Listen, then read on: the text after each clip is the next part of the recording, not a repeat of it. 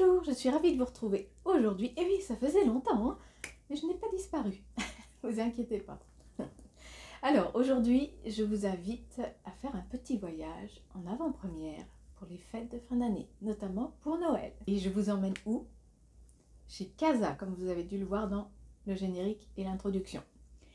Alors, est-ce que vous connaissez le magasin Casa? Alors, ce sont des boutiques de décoration intérieure, avec des accessoires, plein de choses, notamment de très jolis coussins, des plaids, des bougies, plein de choses, tout ce que j'aime.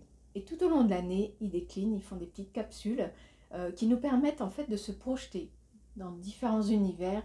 Et moi, je sais que c'est un de mes magasins favoris.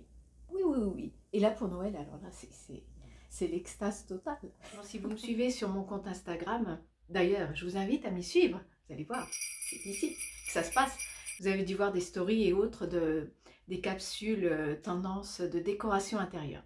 Des coussins de folie et tout ça. Mais aujourd'hui, moi, ce que je voulais vous montrer, c'est les décorations de Noël. Je vous emmène visionner cette petite vidéo que j'ai faite en avant-première dans le magasin. Ce n'est pas un sponsor du tout. Et on se retrouve après. Donc, je vous souhaite un très bon visionnage.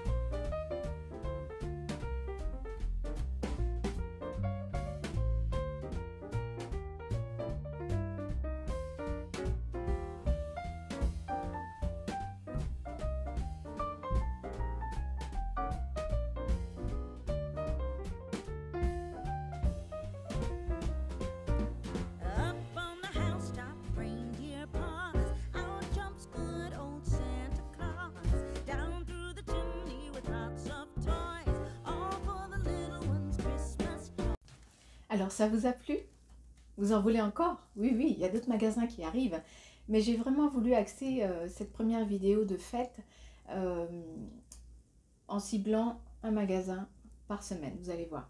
Et du coup, c'est ce qui vous permettra de faire vos petites recherches et tout ça pour aller voir si vous avez un magasin Casa dans votre environnement proche. Normalement, ils sont situés soit dans les centres-villes, soit dans les zones commerciales. Voilà. Alors, vous avez vu un petit peu, comme il y a vraiment de très jolies choses. La tendance quand même cette année est au grenat, aux couleurs bordeaux, lit de vin avec du doré. C'est très très joli, de très bon goût.